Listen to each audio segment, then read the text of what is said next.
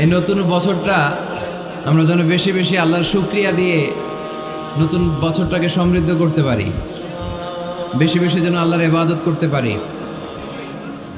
নতুন বছরে আমরা শপথ নেই, আমরা যেন অন্তরে হিংসা লালন না করি, বিদ্বেষ লালন না করি, আমরা নিজেরা যেন কাদা ছোড়াছুরি না করি, আমরা যেন মিলেমিশে একসাথে একাকার হয়ে যাই।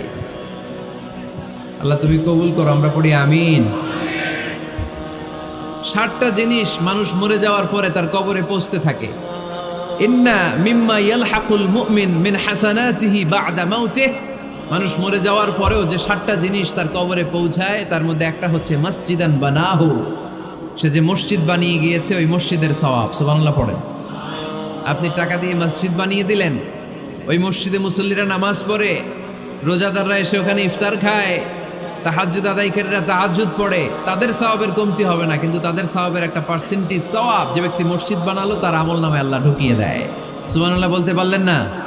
হে নামাজি আমার ঘরে নামাজ পড়ো আজ, দিল মে তোমার চরণ তলে হৃদয় যায় নামাজ।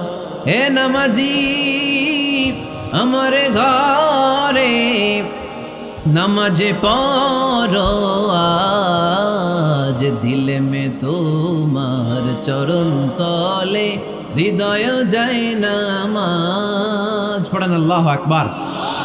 কি সুন্দর লিখেছেন কাজী নজরুল ইসলাম। কাজী নজরুল ইসলাম খুব সুন্দর করে বলেছেন, মসজিদেরই পাশে আমায় কবর দিও ভাই, ঠিক কিনা?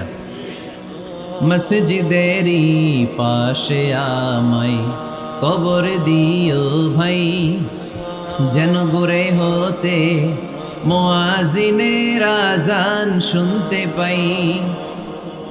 আমার গোরের পাশে দিয়ে ভাই নামাজিরা যাবে,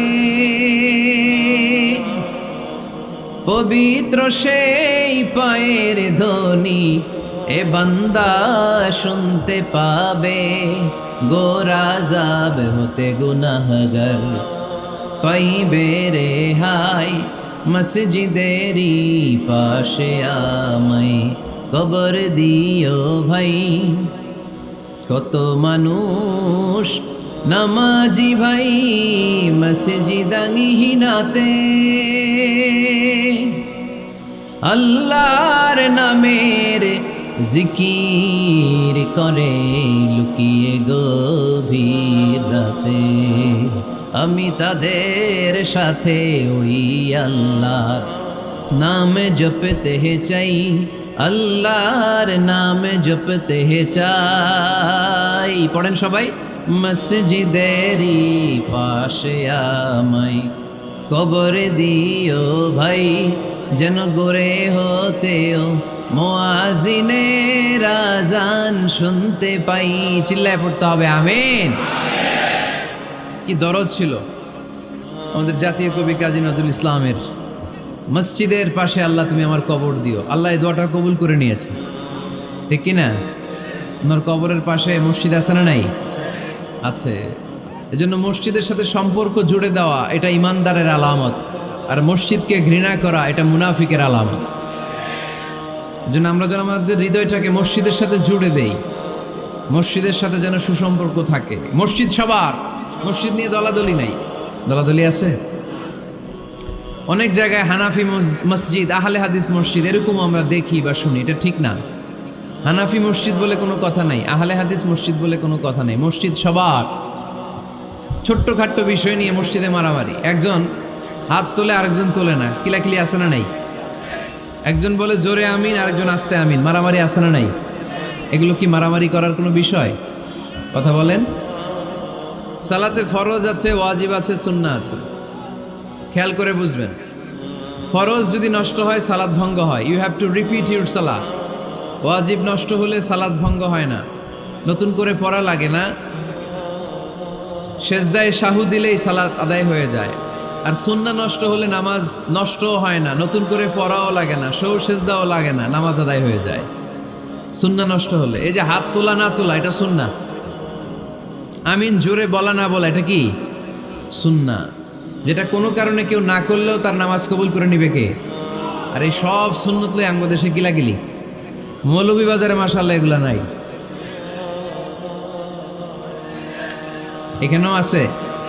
এগুলার অবসান ঘটুক, আমরা চাই কি চাই না? আর কত এই ছোটখাটো বিষয় নিয়ে আমরা এই বিভেদের প্রাচীর আর দেয়ালকে উঁচু করব আমাদের মাঝখানে? কবে আমরা ঐক্যের সিন্ডিকেট করব? কবে? আর কবে সাদা মনের মানুষ হব? কবে? আর কত? অনেক হয়েছে, আর না, এবার থামেন। বিভেদের প্রাচীরকে ভেঙে চুড়িয়ে দেন। ঐক্যের এমন সিন্ডিকেট গড়তে হবে যাতে কোনো অপশক্তি এই ঐক্যকে ভাঙতে না পারে, বানচাল করতে না পারে। চিল্লায় বলেন ঠিক কিনা? এই জন্য মিউচুয়াল রেসপেক্টের দরকার, পারস্পরিক শ্রদ্ধাবোধ সব ক্ষেত্রে, রাজনীতিতে, সামাজিক অ্যাক্টিভিটিসে আমাদের আলেম ওলামাদের মধ্যে পারস্পরিক শ্রদ্ধাবোধের দরকার, মিউচুয়াল রেসপেক্ট। কেউ কাউরে রেসপেক্ট করে না, আমি যেটা বুঝছি এটাই সব, বাকি সব হারাম, এরকম বলে না অনেকে? এরকম যেন না করি। তাহলে মসজিদ সবার, মসজিদ আল্লাহর হাবিব সাল্লাল্লাহু আলাইহি ওয়াসাল্লাম খ্রিস্টানদেরকে মসজিদে ঢুকতে দিয়েছেন, আর আমরা মুসলমান ভাইয়ের জন্য মসজিদে তালা ঝুলাই দেই, আছে না নাই? আল্লাহর হাবিব সাল্লাল্লাহু আলাইহি ওয়াসাল্লাম কোথাও গেলেই প্রথমে মসজিদ বানাতেন। কি বানাতেন? মসজিদ বানাতেন। মক্কা থেকে হিজরত করে মদিনায় আসলেন, কোবায় থাকলেন কয়েক সপ্তাহ। কোবা পল্লীতে তিনি মসজিদ বানালেন, মসজিদ কোবা। ওখানে প্রতি শনিবার কেউ যদি ওযু করে ওখানে যে 2 রাকাত নামাজ পড়ে, একটা কবুল উমরার সওয়াব আল্লাহ তাআলা তার আমলনামায় দিয়ে দেয়। মসজিদে কোবা বানালেন। তারপরে মদিনায় এসে মসজিদে নববী বানালেন আল্লাহর হাবিব সাল্লাল্লাহু আলাইহি ওয়াসাল্লাম, মসজিদে নববী। এটা ছিল আল্লাহ রাসূল সাল্লাল্লাহু আলাইহি ওয়াসাল্লামের বৈশিষ্ট্য। কোথাও গেলেই তিনি মসজিদ বানাতেন, মসজিদে নববী। হায় রে, এখন তো কত সুন্দর মসজিদ আমরা দেখি, আমরা যে সালাত পড়ি। আল্লাহর হাবিব সাল্লাল্লাহু আলাইহি সাল্লামের সময় মসজিদে নববী কি এরকম ছিল? কথা বলেন। ফ্লোর ছিল বালুর ফ্লোর। কিসের ফ্লোর? আমাদের মসজিদের ফ্লোর কিসের? টাইলস। আর আল্লাহ রাসূল সাল্লাল্লাহু আলাইহি ওয়াসাল্লামের মসজিদে নববীর ফ্লোর কিসের? কথা বলে না তো আওয়াজ করে উত্তর দেন না কেন? কষ্ট হচ্ছে? দুপুরে খাইছেন না সবাই? কেন খান নাই কেন? রোজা রাখছিলেন? হ্যাঁ, ফজর বাদে আইছি। আচ্ছা ঠিক আছে, ঠিক আছে। আচ্ছা আচ্ছা, সাউন্ড নাই, কথা শোনা যায় না? তো এটা শুনলা কেমনে? জিজ্ঞেস করলাম কথা শোনা যায় না, কয় না। তো এটা শুনলা কি করে? মানে অল্প শোনা যায়, তাই তো? একটু পরে আমার বিদায় ঘন্টা বাজবে, আমি চলে যাব। এই তোমরা ডিস্টার্ব করতে করতে আমার সময় শেষ। তোমরা ডিস্টার্ব করলে তোমাদের লস। আমি আমার টাইমের 1 মিনিটে বেশি যেতে পারবো না, কারণ এখানে আসরের সালাতের আজান শুরু হয়ে যাবে, এরপরে কোনো কথা নেই। আর বক্তব্য লম্বা করা এটা বেদাত। এই বেদাতকে আমি সুন্নাতের মধ্যে আনতে চাচ্ছি। একটা সময়ে একেবারে কমায় নিয়ে আসবো। এত প্রোগ্রামও আমি করতে চাই না। আমি ঘোষণা দিয়েছি আগামী বছরে সারা বাংলাদেশে আমার প্রোগ্রাম হবে 50টা। কয়টা? 50টা। এরপরের বছর 30টা, এরপরের বছর 20টা। বিভাগীয় প্রোগ্রাম করলেই চলবে আমার। এক এক বিভাগে যে 2 দিন 3 দিন খালাস। এত দরকার নেই, এত লম্বা চূড়ার বক্তব্যের দরকার নেই। আধা ঘন্টা চুপ করে শুনেন, কয়েকটা মেসেজ ড্রপ করি, take it with you to your home, then practice and apply in the society. নিয়ে যান, আমল করেন, সমাজে কাজে লাগান। সমাজটা আলোকিত করে দিবে কে? খুতাবুকুম তাবিলা সালাওয়াতুকুম কাসীরা। আল্লাহর হাবিব সাল্লাল্লাহু আলাইহি ওয়াসাল্লাম বললেন, কিয়ামতের একটা আলামত, কিয়ামতের আগে তোমাদের বক্তব্য হয়ে যাবে লম্বা, সালাত হয়ে যাবে খাটো। সালাতের পরে তাসবিহ পড়তে চায় না লোকজন, ব্যস্ত, মহা ব্যস্ত, সুপার বিজি। কোত্থেকে আসলে এই ব্যস্ততা? আপনি রবের সাথে মুনাজাত, না যাই উনাজি মুনাজাত, আপনার রবের সাথে একাকী নীরবে কথা বলতে মনে চায় না আপনার? এত তাড়াহুড়ো কিসের? ধীর স্থির হন, একটু স্থির হন, একটু মনোদৈহিক প্রশান্তি অর্জনের চেষ্টা করেন। সব সময় ব্যস্ত, ধাক্কাধাক্কি, উচ্ছৃঙ্খলা, এগুলো আমাদেরকে শেষ করে দিয়েছে। এজন্য লম্বা চোরা বক্তব্য ঠিক না। বক্তব্য শুনতে আমাদের ভালো লাগে, আমল করতে ভালো লাগে না। বক্তব্যটা শেষেই সিগারেট ধরায়, আছে না নাই? মাহফিল শেষেই বিড়ি ধরায়, কয় চমৎকার ওয়াজ করছে হুজুরে। ওয়াজটা সেরকম হয়েছে, অনেক কণ্ঠ সুন্দর হুজুরের। এতদিন ইউটিউবে দেখছি, আজকে সরাসরি দেখাইছি, আছে না নাই? তো কি লাভ হয়েছে? লাভটা হয়েছে কি? এই যে মাহফিল শেষে বিড়িটা ধরাইলেন আর গেলেন, কোনো লাভ হয় নাই। এগুলো থেকে বেরিয়ে আসতে হবে। বছরের পর বছর আমাদেরকে শেখানো হয়েছে একভাবে, কেউ এই পরিবর্তনের আওয়াজ তোলে নাই। আওয়াজ আপনাকে তুলতে হবে। আওয়াজ তোলার জন্য এত মানুষ লাগে না, আপনি একাই যথেষ্ট। আপনি দাঁড়ান না সামনে, দেখবেন আপনার সামনে কেউ টিকে থাকতে পারবে না, ঠিক কিনা? কিন্তু আপনার শক্ত সিদ্ধান্ত লাগবে, পরিবর্তনের জন্য শক্ত মানসিকতা লাগবে যে আমি পরিবর্তন করতে চাই। We have to change. যুগ জামানা পাল্টে দিতে চাই না অনেকজন, এক মানুষই আনতে পারে জাতির জাগরণ। এক মানুষই বিপদকালে বাঁচায় কাফেলায়, ক্ষুদ্র ডিঙ্গি বাঁচায় জাহাজ অসীম দরিয়ায়। এজন্য আপনার শক্ত সিদ্ধান্ত পারে আপনার মৌলভীবাজারটাকে দেশের শ্রেষ্ঠ জেলা, শ্রেষ্ঠ থানা হিসেবে আল্লাহর কাছে কবুল করতে, ঠিক কিনা? এই জন্য লম্বা চূড়া আলোচনা ঠিক না, ছোটখাটো অল্প কয়েকটা মেসেজ নিয়ে যেতে পারলেই that's enough. One of the minor sign before the day of judgment, your Islamic lectures will be very longer and your salah 5 times a day will be shorter. কিয়ামতের আগে বক্তব্য লম্বা, নামাজ খাটো, তাসবিহ পড়ে না, ব্যস্ত, মহাব্যস্ত। এই মহাব্যস্ততা ছাড়েন, কোরআন সুন্নাহর দিকে ফিরে আসেন। বরকত দিবে কে? বিশ্বনবীর মসজিদে নববীর ফ্লোর বালুর ফ্লোর ছিল, আমাদের ফ্লোর টাইলস। আল্লাহর হাবিব সাল্লাল্লাহু আলাইহি ইসলামের মসজিদে বালি নিচে, এই বালিতেই নামাজ পড়তেন। বৃষ্টি হলে কাদামাটি হয়ে যেত, কাদামাটিতেই সেজদা করতেন। সেজদা করলে কাদার মাটি আল্লাহর হাবিব সাল্লাল্লাহু আলাইহি ইসলামের নাকে আর কপালে লেগে যেত। তিনি সালাম ফিরিয়ে সাহাবাদের দিকে মুখ ফিরিয়ে বসলে দেখতেন প্রতিটা সাহাবীর নাকে আর কপালে কাদার মাটি মিশে আছে। তার মানে প্রিয় নবী সাল্লাল্লাহু আলাইহি ইসলামের মসজিদে নববী ছিল কাঁচা, কিন্তু মুসল্লি ছিল পাকা। আমাদের মসজিদগুলা হয়েছে পাকা, কিন্তু মুসল্লি কাঁচা, ঠিক কিনা? ফজরের সালাতে মানুষ নাই। ইমাম সাহেব আছেন কে কে এলাকায়? দেখি ইমাম, মসজিদের ইমাম, মাশাআল্লাহ। আপনাদের এইখানে ওই মসজিদে ফজরের নামাজে কয় কাতার হয়? 5 জন 6 জন? কেনে এত কম? কেনে? হ্যাঁ, আসে না, আসতে চায় না লোকজন। তো এই যে 5-6 জন ফজরের সালাতে, কল্পনা করতে পারেন ফজরের সালাতে এত কম লোক? ফজরের জামাতে লোক যায় না, এটা একটা মহামারী। যেদিন ফজরের জামাতের দৃশ্য আর জুমার নামাজের দৃশ্য একরকম হয়ে যাবে, ওই দিনই বাংলাদেশে ইসলাম কায়েম হয়ে যাবে। এখন স্লোগান তুলে বিপ্লব, বিপ্লব, ইসলামে বিপ্লব। আর ফজরের সময় আমি কম্বলের ভিতরে, আছে না নাই? কোনো বিপ্লব হবে না। ফজরের নামাজ জামাতে পড়ুন, সকালটারে বরকতময় করে দিবে কে? আল্লাহর হাবিব সাল্লাল্লাহু আলাইহি ওয়াসাল্লামের মসজিদ ছিল সবার জন্য উন্মুক্ত, এখানে সবাই আসতে পারত। এজন্য মসজিদ হবে সবার। আমরা মসজিদের আবাদকারী হতে চাই।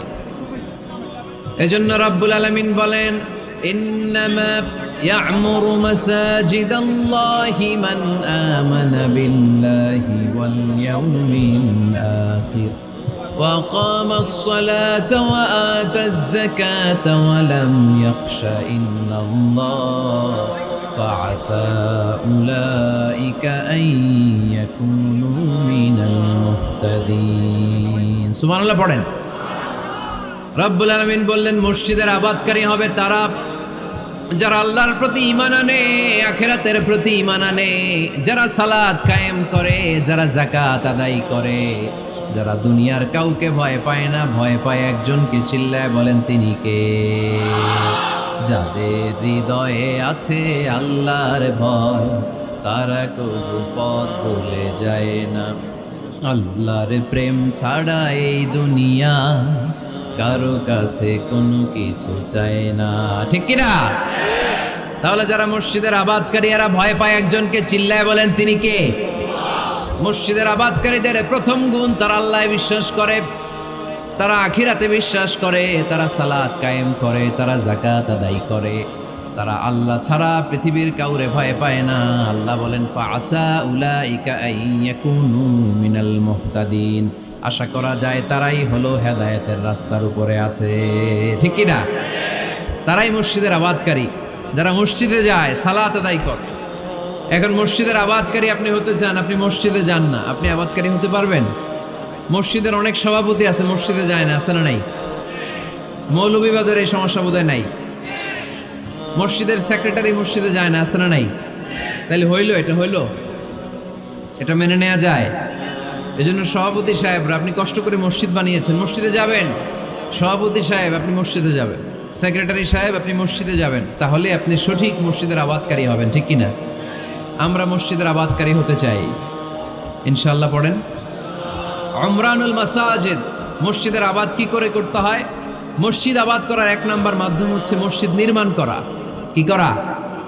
নির্মাণ করা। খেয়াল করবেন, আল্লাহর হাবিব সাল্লাল্লাহু আলাইহি ওয়াসাল্লাম বলেছেন, মান বানা মসজিদান মিন মালিহি ফিদ দুনিয়া বানাল্লাহু লাহু বাইতান ফিল জান্নাহ। যে ব্যক্তি নিজের পকেটের টাকা খরচ করে দুনিয়াতে মসজিদ বানায়, আল্লাহ তাআলা তার জন্য জান্নাতে ঘর বানায়। 60টা জিনিস মানুষ মরে যাওয়ার পরে তার কবরে পৌঁছতে থাকে। ইন্না মিম্মা ইয়ালহাকুল মুমিন মিন হাসানাতিহি বা'দা মাউতিহি। মানুষ মরে যাওয়ার পরেও যে 60টা জিনিস তার কবরে পৌঁছায়, তার মধ্যে একটা হচ্ছে মসজিদান বানাহু। সে যে মসজিদ বানিয়ে গিয়েছে, ওই মসজিদের সওয়াব। সুবহানাল্লাহ পড়েন। আপনি টাকা দিয়ে মসজিদ বানিয়ে দিলেন, ওই মসজিদে মুসল্লিরা নামাজ পড়ে, রোজাদাররা এসে ওখানে ইফতার খায়, তাহাজ্জুদ আদায়কারীরা তাহাজ্জুদ পড়ে, তাদের সওয়াবের কমতি হবে না, কিন্তু তাদের সওয়াবের একটা পার্সেন্টেজ সওয়াব যে ব্যক্তি মসজিদ বানালো তার আমল নামে আল্লাহ ঢুকিয়ে দেয়। এজন্য বেশি বেশি মসজিদ বানাতে রাজি আছেন তো? তাহলে মসজিদ আবাদ করার প্রথম মাধ্যম হচ্ছে মসজিদ বানানো। 2 নাম্বার মাধ্যম হচ্ছে মসজিদে যে জামাতে সালাত আদায় করা। জামাতে সালাতুল জামাআ তাফদুলু সালাতাল ফাযযি বি27 দারাজা। ঘরে নামাজ পড়লে, একা একা পড়লে যেই সওয়াব, জামাতে পড়লে 27 গুণ বেশি সওয়াব। সুবহানাল্লাহ বলতে পারলেন না? হে নামাজি আমার ঘরে নামাজে পড়ো আজ, দিলে মে তোমার চরণ তলে হৃদয় যায় নামাজ। হে নামাজি আমার ঘরে নামাজে পড়ো আজ, দিলে মে তোমার চরণ তলে হৃদয় যায় নামাজ। পড়েন আল্লাহু আকবার। কি সুন্দর লিখেছেন কাজী নজরুল ইসলাম। মসজিদ কেমন যেন মসজিদ তার নিজের ভাষায় আল্লাহর কাছে কেঁদে কেঁদে ফরিয়াদ জানায়, আল্লাহ নামাজিরা আমার ঘরে আসে না, কি সুন্দর টাইলস, কি সুন্দর মুসল্লা, কি সুন্দর এয়ার কন্ডিশন, সব আছে কিন্তু মুসল্লি নাই, ঠিক কিনা? মসজিদগুলো আল্লাহর কাছে ফরিয়াদ জানায়। এজন্য আমরা যেন মসজিদমুখী হই। কি মুখী? আওয়াজ করে বলতে হবে, কি মুখী? মসজিদমুখী। তাহলে মসজিদ আবাদের 1 নাম্বার পদ্ধতি মসজিদ বানানো। 2 নাম্বার মসজিদে বেশি বেশি যে জামাতে সালাত আদায় করা। 3 নাম্বারে মসজিদের সাথে সম্পর্ক জুড়ে দেওয়া, হৃদয়টা যেন সবসময় মসজিদের সাথে লেগে থাকে। আল্লাহর হাবিব সাল্লাল্লাহু আলাইহি ওয়াসাল্লাম বললেন, সাবআতুন ইউযিল্লুহুমুল্লাহু ফি যিল্লি ইয়াওমা লা যিল্লা ইল্লা যিল্লু। 7 শ্রেণীর ব্যক্তিকে আল্লাহ তাআলা কিয়ামতের দিন আরশের নিচে ছায়া দিবে, যেদিন আল্লাহর আরশের ছায়া ছাড়া কোনো ছায়া পৃথিবীতে থাকবে না। সেই দিনটা কি এই দিনের মতো? কিয়ামতের দিনটা আজকের এই দিনের মতো হবে? 50,000 বছর হবে। এটা লেন্থ, এটা ডিউরেশন। কাআন সাফসাফা লা তারা ফিহা ইওয়াজা ওয়ালা আমতা। লেভেল প্লেইং ফিল্ড, তামার জমিন। একটু কল্পনা করেন তো ওই দিনটা কত ভয়ঙ্কর। বাবা ছেলেরে চিনবে না ওই দিন, ছেলে বাবারে চিনবে না, স্ত্রী স্বামীকে চিনবে না, স্বামী স্ত্রীকে চিনবে না, পীর সাহেব মুরিদ চিনবে না, মুরিদ পীর সাহেবকে চিনবে না, নেতা কর্মীকে চিনবে না, কর্মী নেতাকে চিনবে না। হায় হায়, ইয়া নাফসি বলে কাঁদবে। সূর্যটা মাথার কাছে চলে আসবে, সূর্যের তাপে মাথার মগজগুলো গলে গলে নাকের ছিদ্র আর কানের ছিদ্র দিয়ে টপ টপ করে বেয়ে বেয়ে পড়বে। তৃষ্ণায় মানুষগুলো পাগল পাড়া, জিহ্বাটা বের হয়ে নাভি পর্যন্ত ঝুলতে থাকবে। সেদিন সবাই পাগলের মতো ছুটতে থাকবে, কোনো ছায়া নাই আল্লাহর আরশের ছায়া ছাড়া। আল্লাহর হাবিব বললেন, 7 শ্রেণীর ব্যক্তিকে আল্লাহ তাআলা আরশের নিচে ছায়া দিবেন। এর মধ্যে 1 শ্রেণীর ব্যক্তি রাজুলুন কলবুহু মুআল্লাকুন বিল মাসাজিদ। ওই ব্যক্তি যার হৃদয়টা সবসময় আল্লাহর মসজিদের সাথে লেগে থাকে। মসজিদের সাথে যার হৃদয় লেগে থাকে তাকে আরশের নিচে ছায়া দিবে কে? এজন্য মসজিদের সাথে যেন আমাদের হৃদয়গুলো লেগে থাকে। অনেকেই দেখবেন এত ভালো নামাজে, জোহর পরে টেনশন করে আসরটা কই পড়বো, আসর পরে চিন্তা করে মাগরিবের সময় আমি কোথায় থাকবো, মাগরিবের সময় টেনশন, ইস এশাটা হয়ে গেলেই তো শেষ। এরকম লোক আছে না নাই? এদেরকে সেই কঠিন ভয়াবহ দিনে আরশের নিচে ছায়া দিবে কে? তারপরে মসজিদ আমাদের 4 নাম্বার পদ্ধতি, মসজিদকে পরিচ্ছন্ন রাখা, মসজিদকে ঝাড়ু দেয়া। মসজিদকে যারা পরিষ্কার করে তাদের হৃদয়ের যন্ত্রণা দূর করে দেয় কে? সাইয়েদনা ইব্রাহিম আলাইহিস সালাম এবং ইসমাঈল আলাইহিস সালামকে আল্লাহ তাআলা আদেশ করেছেন তাহহিরা বাইতিয়া লিত্তাইফিনা ওয়াল আকিফিনা ওয়ার রুকআই সুজুদ। হে ইব্রাহিম, ইসমাঈল, বাপ বেটা দুইজন মিলে মসজিদ ঝাড়ু দাও। কি ঝাড়ু দাও? মসজিদেরি ঝাড়ু বড়দার ও কমারে হাত শোনো আমারে মুনাজাত। পড়েন, শোনো শোনো ইয়া ইলাহি আমারে মুনাজাত, শোনো আমারে মুনাজাত। পড়েন আমিন। মসজিদ ঝাড়ু দেওয়া মসজিদ আবাদের অন্তর্ভুক্ত। আপনারা কেউ কোনোদিন মসজিদ ঝাড়ু দিয়েছেন নাকি? কে কে দিয়েছেন দেখি? সবাই সবাই মসজিদের খাদেম? মাশাআল্লাহ। আমিও দিছি মসজিদ ঝাড়ু, অনেক দিছি। মাশাআল্লাহ, আল্লাহ তুমি কবুল করো। যাদের হৃদয়ে বড় জ্বালা, ফ্যামিলিতে সুখ নাই, শান্তি নাই, তারা হৃদয়ে প্রশান্তি আনতে চাইলে এতিমখানায় যাবেন, এতিমের মাথায় হাত বুলিয়ে দিবেন, এতিমের মুখে খাবার তুলে দিবেন। আপনার হৃদয়টারে নরম করে দিবে কে? আল্লাহর ঘর মসজিদে যাবেন, নিজ হাতে মসজিদটারে একটু পরিষ্কার করে দিবেন, আপনার জীবনটারে উজালা করে দিবে কে? তাহলে এগুলো করার মাধ্যমে আমরা মসজিদের আবাদ করতে চাই। আমরা মসজিদের আবাদকারী হতে চাই কি চাই না? আল্লাহর ঘর মসজিদ আবাদ করার মতো শ্রেষ্ঠ কাজ পৃথিবীতে হতে পারে না। এই মসজিদের কিছু আদব আছে, আল্লাহ রাসূল সাল্লাল্লাহু আলাইহি ওয়াসাল্লাম বলেছেন এই আদবগুলো মেনটেন করে যেন আল্লাহর ঘর মসজিদের সাথে আমরা ব্যবহার করি। মসজিদের 1 নম্বর আদব হচ্ছে মসজিদে ওযুর সাথে প্রবেশ করা। কিসের সাথে? ওযু করে পরিচ্ছন্ন হয়ে মসজিদে প্রবেশ করা। এজন্য অপবিত্র অবস্থায় গোসল ফরজ, এরকম অবস্থায় মসজিদে ঢোকা যাবে? কথা বলেন, ঢোকা যায়? যেই নারীদের মাসিক চলতেছে, মেনস্ট্রুয়েশনাল পিরিয়ড চলতেছে, ওই নারীদের পক্ষে মসজিদে ঢোকা জায়েজ আছে? নাই। তাহলে এটা হলো 1 নম্বর আদব। মসজিদে ঢোকার সময় কি করে ঢুকবো? ওযু করে। আওয়াজ করে বলেন, কি করে ঢুকবো? ওযু করে। 2 নম্বর আদব হচ্ছে মসজিদে যাওয়ার সময় সবচেয়ে ভালো জামাটা পরে যাব, সবচেয়ে ভালো পাঞ্জাবিটা পরে যাব। জান তো আপনারা? না সবচেয়ে সিরাটা পরে যান? হ্যাঁ, অনেকের নামাজের জন্য একটা পুরান জামা আছে, সিরা পাড়া, এদিকে হাত উঠাইলে দিতে দেখা যায়, আছে না নাই? সবচেয়ে সিরা পাড়াটা রাখে নামাজের জন্য, কপাল পোড়া। আর সুন্নাতে খাতনার অনুষ্ঠানে গেলে মাশাআল্লাহ লেহেঙ্গা গায়ে দেওয়া যায়, আছে না নাই? না, আপনি ইবাদতের জন্য সবচেয়ে সুন্দর জামাটা রাখবেন। এজন্য রাব্বুল আলামিন বলেন, ইয়া বানি আদম খুযু জিনাতাকুম ইনদা কুল্লি মসজিদ। ও বনি আদম, তুমি যখন আল্লাহর ঘর মসজিদে ঢুকবা, ও বনি আদম, তুমি যখন নামাজের মুসল্লায় দাঁড়াবা, তোমার সবচাইতে দামি, সবচাইতে সুন্দর জামাটা গায়ে দিয়ে তুমি নামাজে দাঁড়াও। ঠিক কি না? তাহলে এখন মসজিদে যাওয়ার সময় কি গায়ে দিয়ে যাবেন বলেন? খিতা করবাইন? হ্যাঁ, মাশাআল্লাহ। হ্যাঁ, সবচেয়ে ভালো কাপড়টা আয়রন করে পারফিউম মেখে তারপরে আমরা যাব। রাজি আছেন তো? 3 নম্বর আদব হচ্ছে মসজিদে ঢোকার সময় বাম পা দিয়ে ঢুকতে হয়।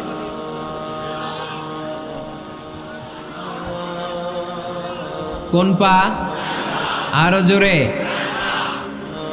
এদেরকে গুতা মারা লাগে, নাইলে আওয়াজ বাড়ে না। এরকম ভলিউম টাইট করতে হয়, ভলিউম হাই করলে আর করে বাড়ে, এমনি বলতে চায় না। আর ঘটনা কি? হ্যাঁ, খায় নাই। বদরের যুদ্ধ হয়েছিল রমাদানে, কোনো সাহাবী খায় নাই, না খাইয়া একেবারে সাইজ করে দিছে কাফেরদেরকে। আমরা না খেলেও আমাদের হৃদয়ে ইমানি শক্তি আছে না নেই? এই তো বোঝা যাচ্ছে ইমানি শক্তি আছে। এতক্ষণ আছিল কই? তো মসজিদে ঢোকার সময় কোন পা দিয়ে? এগুলো মনে থাকে আমাদের? ভুলা যাই আমরা, খেয়াল থাকে না তো এগুলা? এত কিছু মনের মধ্যে রাখলে এগুলো মনে থাকবে কেমনে? মসজিদে ঢোকার সময় কোন পা? আরো জোরে। বেরোয়ার সময় কোন পা? মনে থাকবে? মসজিদে যখন ঢুকবেন ডান পা দিয়ে ঢুকবেন, আর দোয়া পড়বেন, আউযু বিল্লাহিল আযীম ওয়া বিওয়াজহিল কারীম ওয়া সুলতানিহিল কদীম মিনাশ শাইতানির রাজীম।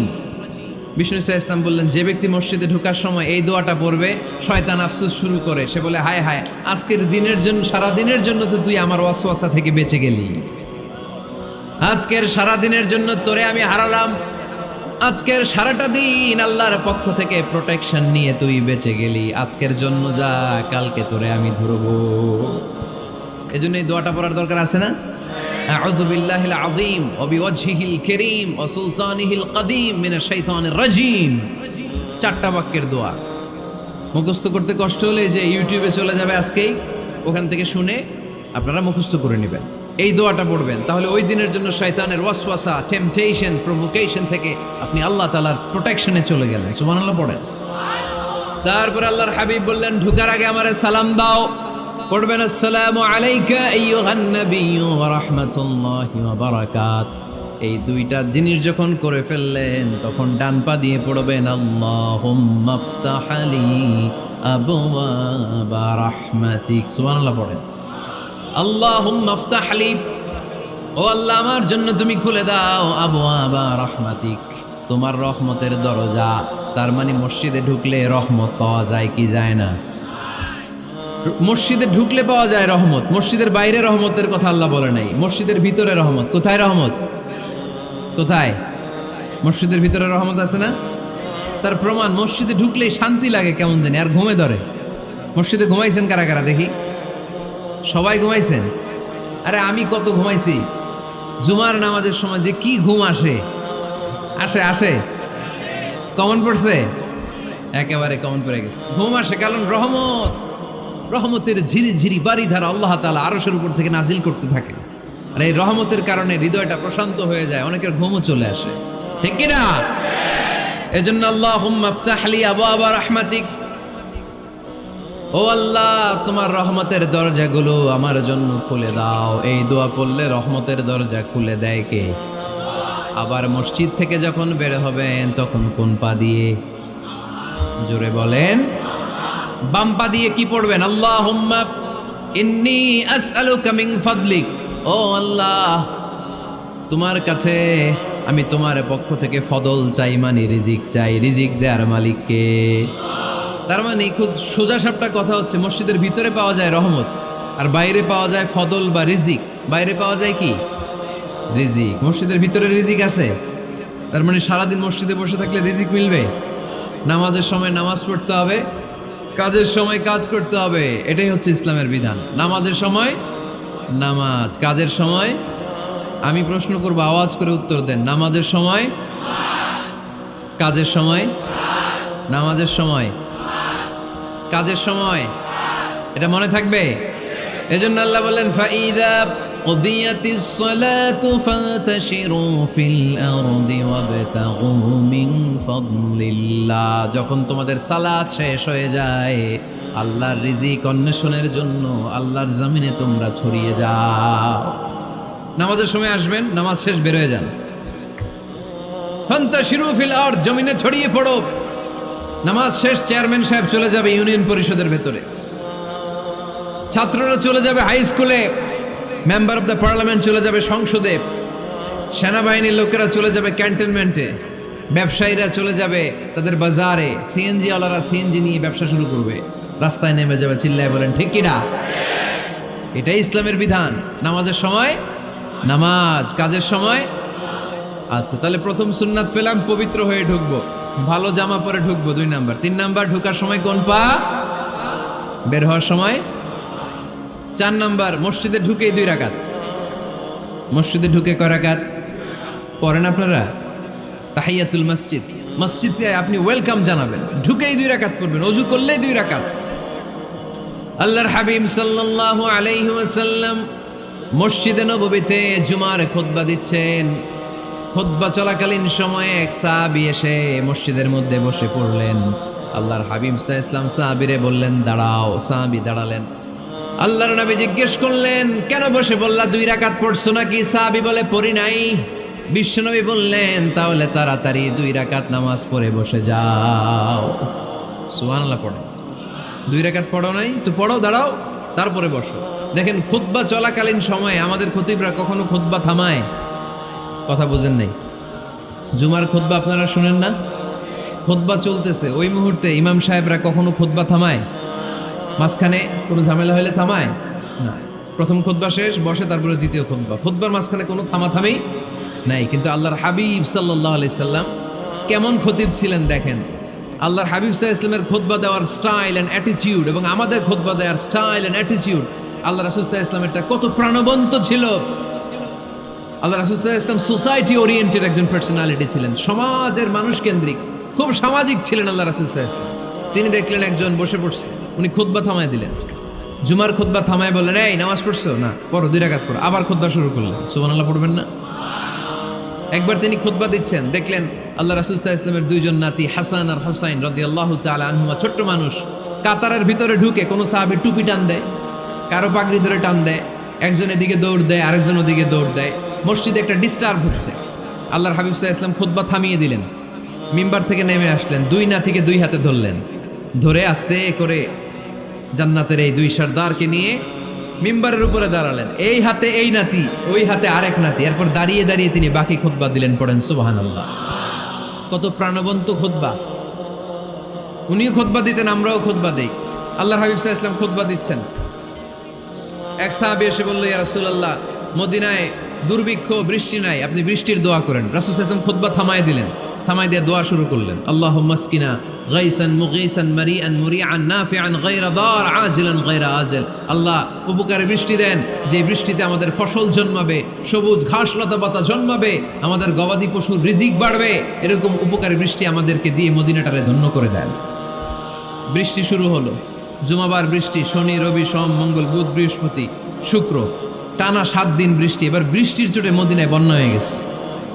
এতদিনে দুর্ভিক্ষ, এতদিনে কি, এখন বৃষ্টির বরকতের দোয়া করছে, বৃষ্টিতে এবার বন্যা।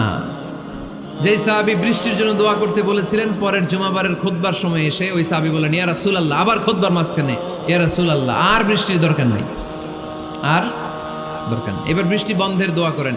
আল্লাহর হাবিব সাল্লাল্লাহু আলাইহি ওয়াসাল্লাম খুতবা থামিয়ে আবার বন্ধের দোয়া, আল্লাহুম্মা হাওয়ালাইনা ওয়ালা আলাইনা, হে আল্লাহ আমাদের চারিদিকে দেন, মদিনাতে আর বৃষ্টির দরকার নাই। চিল্লায় পড়েন সুবহানাল্লাহ। এজন্য খতিব হবে এরকম প্রাণবন্ত খতিব। সমাজে কি চলে, কি ক্রাইসিস, কি সংকট, ইয়াংরা কোন সমস্যায় ভোগে, আমাদের রাজনৈতিক অঙ্গনে কি সমস্যা, আমাদের অর্থনৈতিক অঙ্গনে কি সমস্যা, আমাদের সামাজিক অঙ্গনে কি সমস্যা, আমাদের পরিবারগুলোর ভেতরে কি ঝামেলা, প্রত্যেকটা কথা মসজিদের মিম্বার থেকে আসার দরকার আছে না নাই? আল্লাহর হাবিব সাল্লাল্লাহু আলাইহি ওয়াসাল্লাম এভাবেই সমাজকে ঠিক করে দিতেন। 2 রাকাত মসজিদে ঢুকে আজকে থেকে আমরা পড়ব। মসজিদে ঢুকলেই কয় রাকাত মনে থাকবে না ভুলে যাবেন? তারপরে আল্লাহর হাবিব সাল্লাল্লাহু আলাইহি ওয়াসাল্লাম বলেছেন, খবরদার কবরের উপর মসজিদ বানিও না। কবরস্থান একদিকে, মসজিদ আর একদিকে, কিন্তু বাংলাদেশে মসজিদের সাথে কবর মিলানো আছে না নাই? ছোট্ট একটা মসজিদ, কিন্তু এত বড় বাবার কবর আছে না নাই? এগুলো করবেন না আপনি।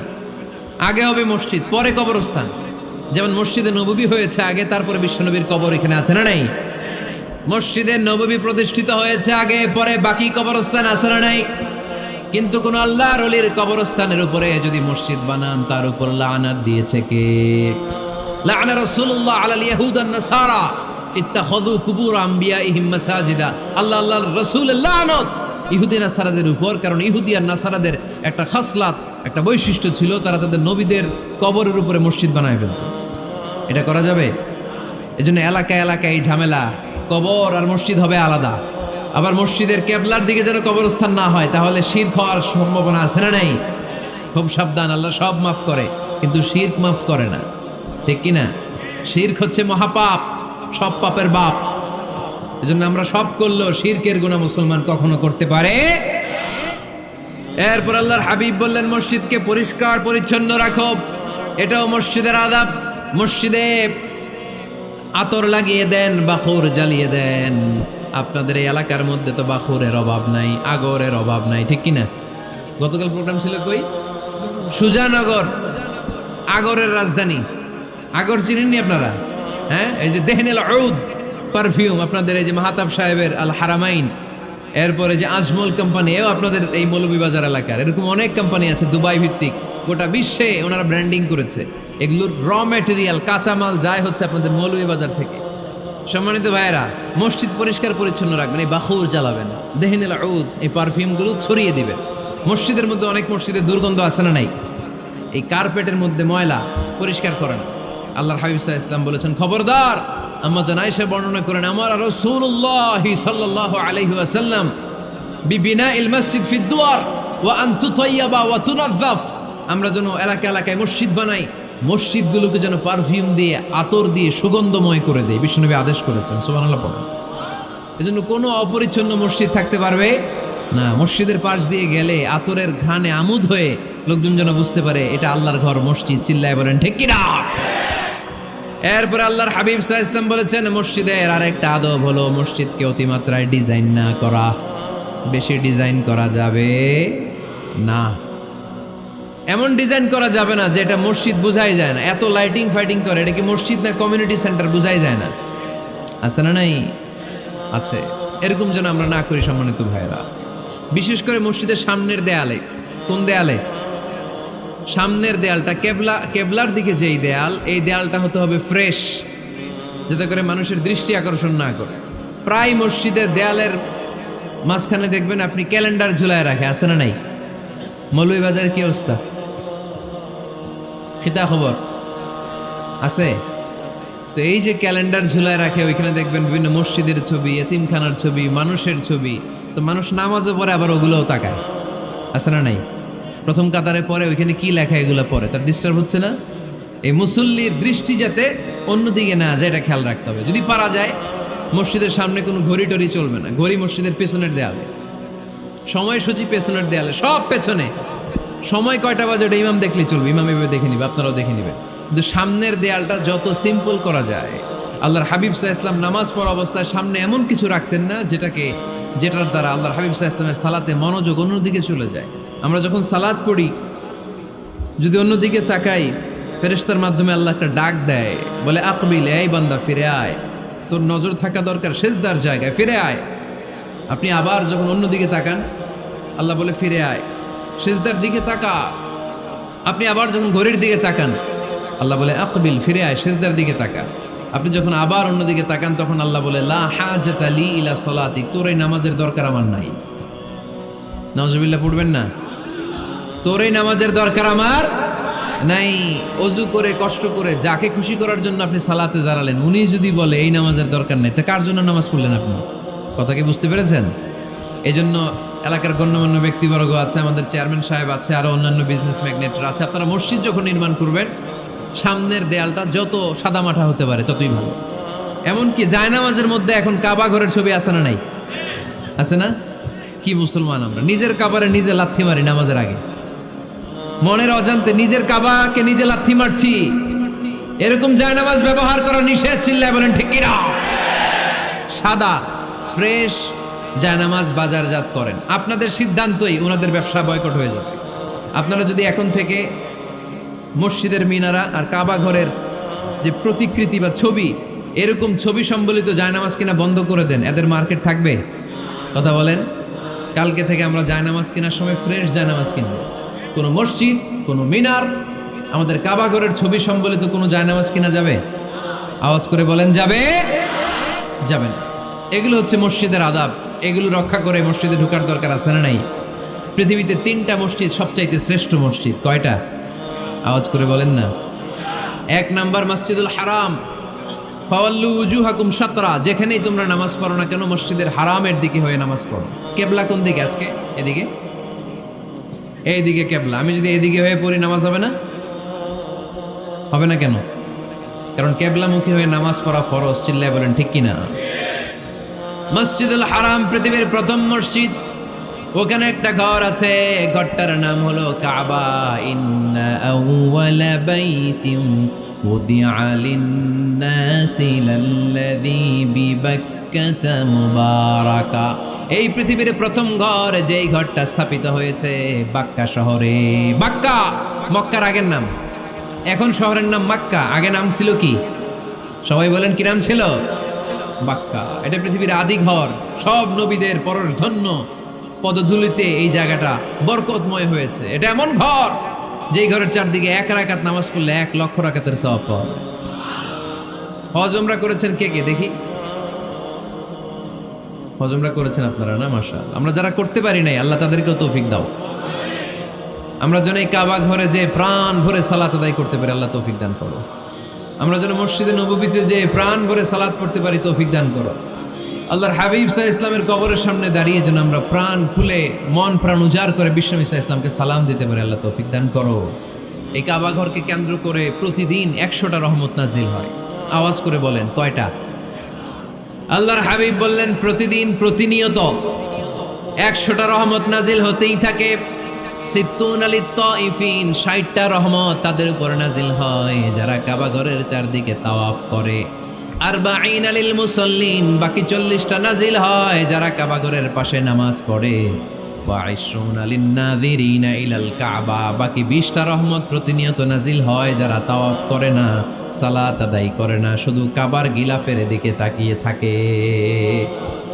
কাবার দিকে তাকায় থাকলেই সওয়াব। সুবহানাল্লাহ পড়েন। এক রাকাতে কয় লক্ষ রাকাতের সওয়াব। এজন্য আল্লাহর হাবিব সাল্লাল্লাহু আলাইহি ওয়াসাল্লাম বলেছেন লা তুশাদ্দুর রিহাল ইল্লা ইলা সালাসাতি মাসাজিদা, স্পেশাল ভার্চু এন্ড রিওয়ার্ড, বিশেষ সওয়াবের নিয়তে পৃথিবীর এই 3টা জায়গা ছাড়া কোথাও নিয়ত করে ভ্রমণ করা জায়েজ নাই। এক হচ্ছে মসজিদুল হারাম, 2 হচ্ছে মসজিদ নববী, 3 হচ্ছে মসজিদুল আকসা। এই 3টা মসজিদ ছাড়া পৃথিবীর কোনো মসজিদে নিয়ত করে সফর করা যাবে না। বিশেষ নিয়তে সফর করা যাবে না যে আমি যদি এই মৌলভীবাজারের জামে মসজিদে যাই বেশি সওয়াব পাওয়া যাবে, এই নিয়তে সফর করা যাবে না। বেশি সওয়াব শুধু এই 3 মসজিদে। মসজিদুল হারামে 1 রাকাতে কত রাকাতের সওয়াব? কথা কয় না, বুঝে নাই বোধহয়। কয় লক্ষ? আর মসজিদে নববীতে 1 রাকাতে 1000 রাকাতের সওয়াব। আরেক বর্ণনায় আছে 50,000, বর্ণনাটা দুর্বল। সহিহ বর্ণনায় এসেছে 1 রাকাতে 1000 রাকাতের সওয়াব। মসজিদুল আকসায় সালাত পড়লে 1 রাকাতে, এক বর্ণনায় এসেছে 250 রাকাতের সওয়াব, আরেক বর্ণনায় এসেছে 500 রাকাতের সওয়াব। এই 3টা মসজিদ ছাড়া যে নামাজ পড়লে বেশি সওয়াব হবে, এই নিয়তে সফর করা যাবে? চিল্লায় বলেন যাবে। তবে মসজিদটা দর্শন করার জন্য যেতে পারবে। মসজিদটা দেখতে কেমন, এটার ক্যালিওগ্রাফিক্যাল ডিজাইন কেমন, এটার আর্কিটেকচারাল ডিজাইন কেমন, এটার দৃষ্টিনন্দন সৌন্দর্য কেমন, মসজিদটা দেখতে কেমন, দেখতে যেতে পারবেন। কিন্তু বিশেষ সওয়াব রিওয়ার্ড এই 3টা মসজিদ ছাড়া অন্য কোনো মসজিদের জন্য হবে না। এই মসজিদ হচ্ছে আমাদের সামাজিক ঐক্যের কেন্দ্রবিন্দু, এটা হচ্ছে আমাদের কমিউনিটি সেন্টার। আমরা শুধু নামাজের জন্য মসজিদকে ইউজ করি, এছাড়া আরো অনেক ইউসেজ আছে মসজিদের। খেয়াল রাখবেন, আমাদের মুসলমানদের মসজিদ হিন্দুদের মন্দিরের মতো নয়। কোথায় আজান হয়েছে? শেষ করে দিব না? সুবহানাকাল্লাহুম্মা ওয়া বিহামদিকা আশহাদু আল্লা ইলাহা ইল্লা আনতা আস্তাগফিরুকা ওয়া আতুবু